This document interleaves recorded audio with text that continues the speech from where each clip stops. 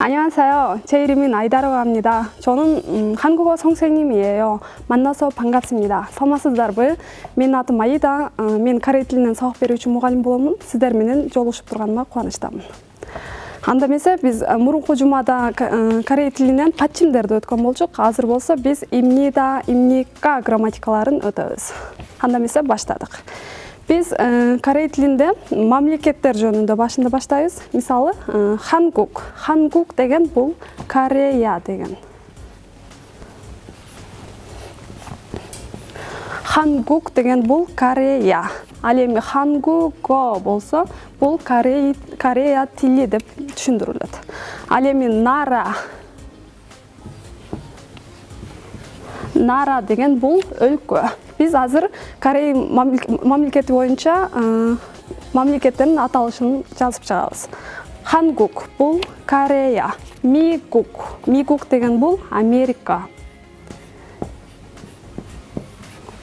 Мигук Америка. Ал эми бул жерине о тамгасын кошуп койсок, Мигуго.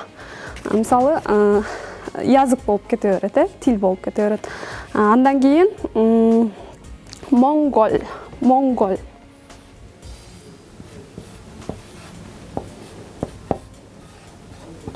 Бул Монголия, кадимкидей эле. Андан кийинки Вьетнам.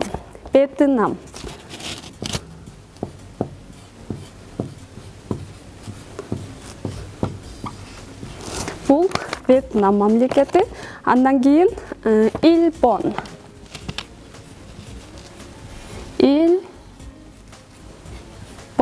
Илбон бул Япония.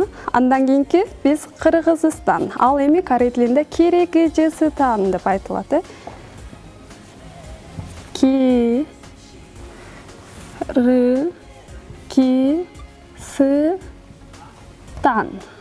Киргизстан. Ал эми андан кийинки Пакистан.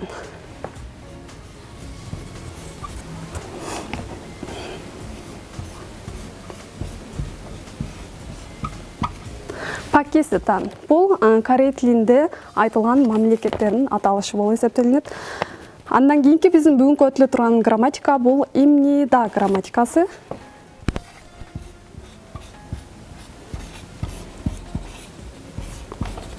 Бул имнида деген грамматика.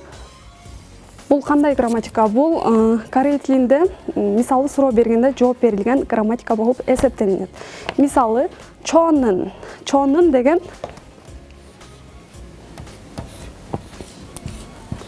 Чонун деген бул мен деген сөз. Чонун Хангук деген бул Корея болду. Хангук. Сарам деген бул адам. Хангук сарам. Мен Корея адам болуп калды. Биз жооп берген маанини түшүндүрүш үчүн имнида грамматикасын колдонушубузга туура келет. Чонун Хангук сарам имнида. Ошондо мен Корея адамымын, Корея жаранымын деген маанини түшүндүрөт.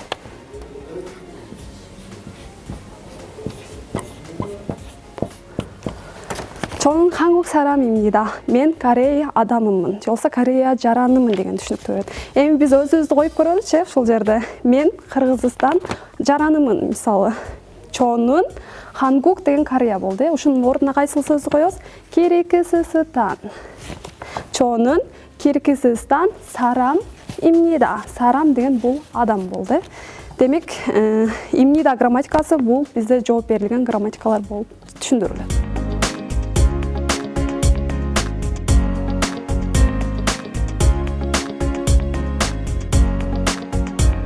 Biz имнида грамматикасын түшүндүрүп кеттик. Анда эмесе ушул боюнча бир аз диалогторду алып көрөлү. Мисалы, 안녕하세요. 저는 이민수입니다. 안녕하세요. 저는 또한입니다. 저는 베트남 사람입니다. мисалы, саламатсызбы? 안녕하세요. 저는 이민수입니다. 이민수 деген бул Корея адамынын аты, ысым болуп эсептелет. Мен 이민수мун. 안녕하세요. саламатсызбы? 저는 또한입니다. мен 또한мын. Мисалы, мен өзүмдүн атымды айтып көрсөм, 저는 아이다입니다. мен Аидамын, мисалы. Чонун Вьетнам 사람입니다 дедік. Мен не дедік? Вьетнам адамымын деп айттық. Ал эми мен чоның Киргизстан имнида. Мен Кыргызстан адамымын. Демек бұл имнида деген грамматика бұл жооп берилген грамматика болуп эсептелинет экен. Ал эми имникка деген грамматика бар, ушул жерде эле да сөзүн алып туруп имникка.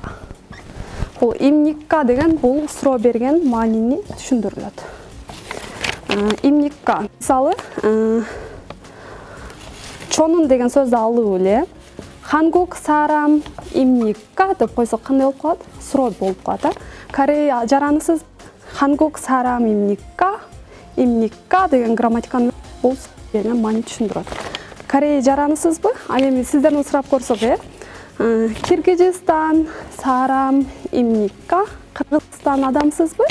Дегенде, не, чонун Киргизстан сарам имнида. Ооба, мен Кыргызстан адамымын деп жооп берет экенбиз.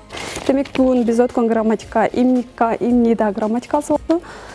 Кийинки өтө турган грамматика болсо, бул иеё, эё деген грамматикаларды биз өтөбүз. Биз сөздөрдү алып көрөбүз. Хаксең. Хаксең деген бул студент болуп эсептелинет экен.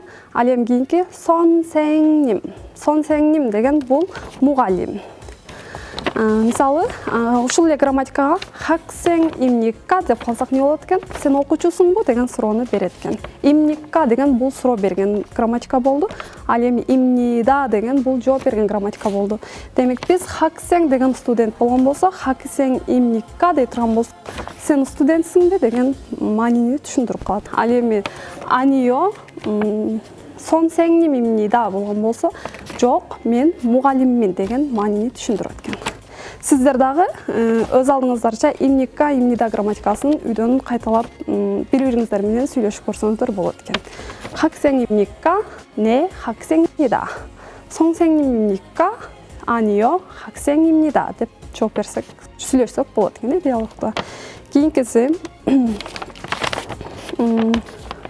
чонун туанымнида дейт. Мен туанмын. Демек, мисалы, чонун аидаимнида. Мен аидамын деген маанини түшүндүрөт. Оны нара сарамимникка дейт. Оны деген сөз бул оны. Кайсыл өлкө адамсыз сарам. Сарам деген бул адам болду, жаран. Кайсыл өлкө адамсыз. Ушул сөзгө биз суроо берген грамматиканы улаш үчүн кайсы грамматиканы колдонушубуз керек? Имникка грамматикасын колдонушубуз керек экен. Бул жерге биз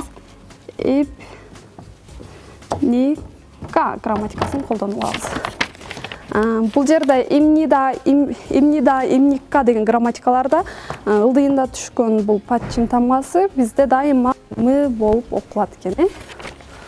Жазылганда б тамга, бирок айтылганда мы болуп окулат экен. Себеби имнида десек биздин айтылышыбызга деле кыйын. Ошондуктан имнида десек жеңил айтылат экен. Ошон үчүн имнида, имникка деп айтылат. Кийинки өтүлгөн грамматика бул иеё, эё деген грамматикалар экен. Бул азыркы өтүлгөн имникка, имнида грамматикасынын бир эле түрү. Бир гана маанини түшүндүрөт.